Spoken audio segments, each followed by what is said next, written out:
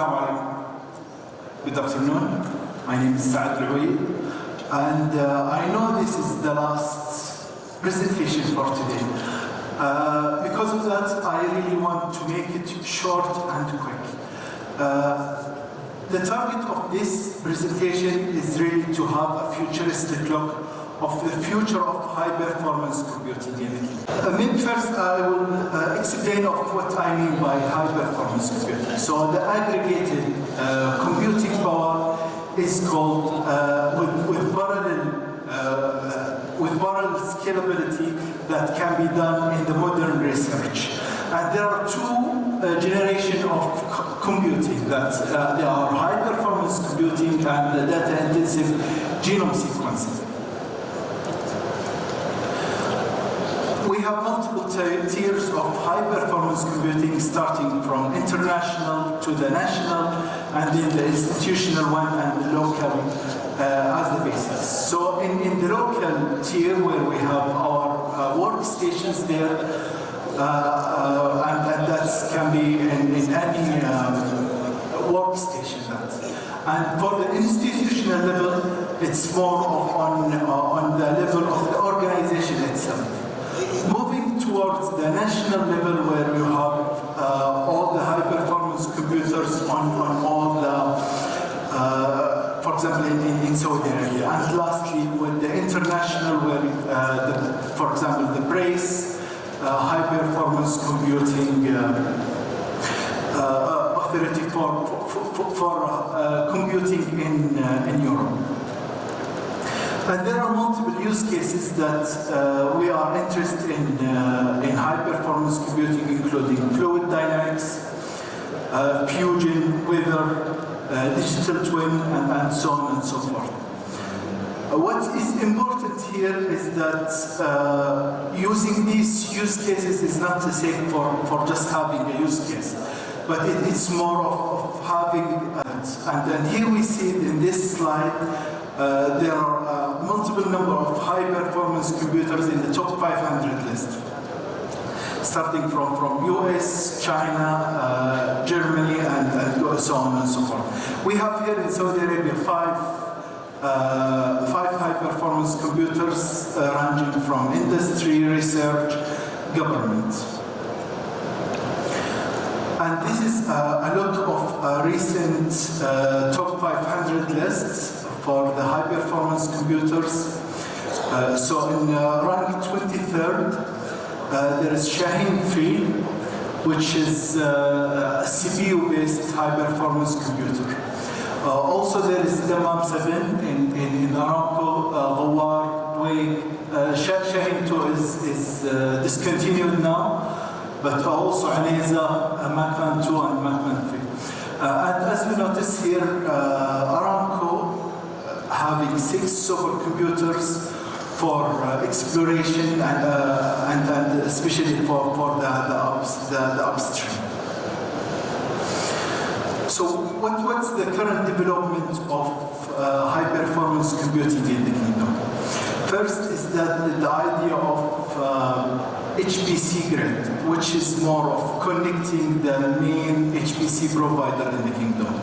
KACST as a King Abdulaziz City for Science and Technology here in the kingdom, also Saudi Aramco, KFUBM, KACST, and KAU. One of the applications is the Saudi Research and Innovation Network, which is the main network, and I'm sure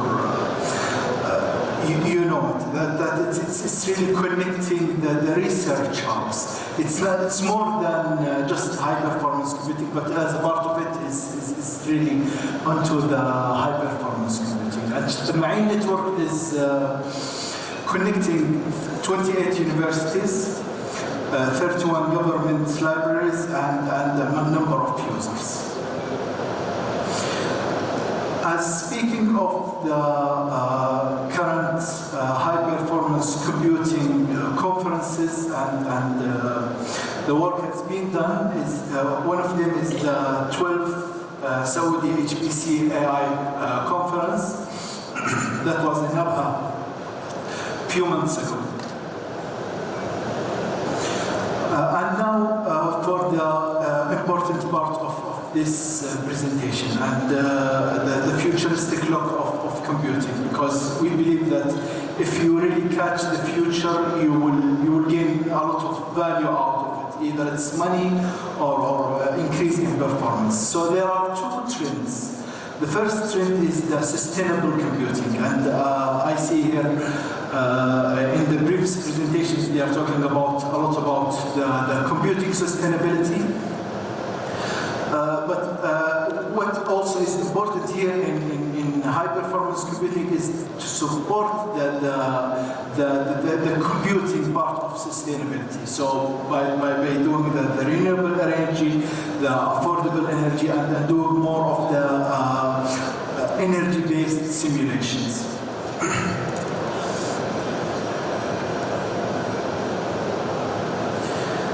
Maybe I will spend a couple of minutes also talking about the second factor. We will see it in the future, which is the quantum technologies or the quantum computing. We all know the classical computing or the classical technology, where it's the tools that we have it and we can use it all the time. And the analogy there is that quantum technology or quantum computing are the new tools. It's not a tool on the shelf, but something that you are going to use it later on for some certain purposes, like the optimization, for example. So it's completely new tool set. Different than computing. It will not replace computing, as we will see it later on. However, it's really interesting to see or to explain a little bit about what is quantum or what we mean by quantum computers. And I want really to make like 5 minutes chunk course of what is the qubit comparing to the classical bit. So you see on your right-hand side the classical computing, and it uses classical bits, right? Which is 0. And this is really mapped to a bracket 0 in quantum, which is, if you see the equation there, it's 100% probability that you will get a 0 when you reveal the qubit, plus 0 probability if you reveal the qubit and you will find it 1 qubit. So it's here the equation here is more 100%, 0%. If we see the other way around now,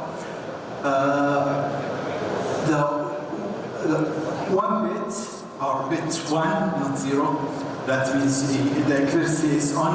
That means you have 1 bracket which is 0 probability of 0. And 0 probability of 0 and 1 probability of 1. And then they are mutually exclusive options.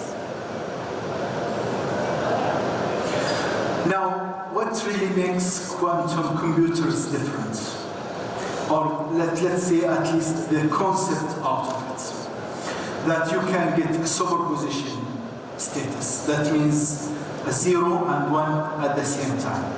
At the same time of calculation, at the same time of computing, but not at the same time when you reveal the qubit. When you reveal the qubit, it's either 0 or 1. But during the time of calculation, it's either 0 or 1. And there is a physical theorem behind that.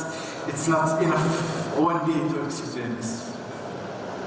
If you see it from another analogy, here the classical computing is an electric circuit where you have 0, it's a closed circuit, or 1, it's an open one, basically. However, in quantum, you can look at it as a Schrödinger cat, and it was mentioned in one of the presentations today that the yellow cat or the cat is either live or die inside the box. Once you reveal what's the status, then you will see it's dead, for example. And the same thing is going for the other type of computing, not only quantum, but also the other type of neuromorphic computing, for example. However, the good news is that it will not replace the computing itself. So it will be more like an integrated environment where you have the high-performance computers running on the left side, and you do your normal computing, but you can send some important jobs for your right-hand side, the quantum computers, or that can be the neuromorphic computers.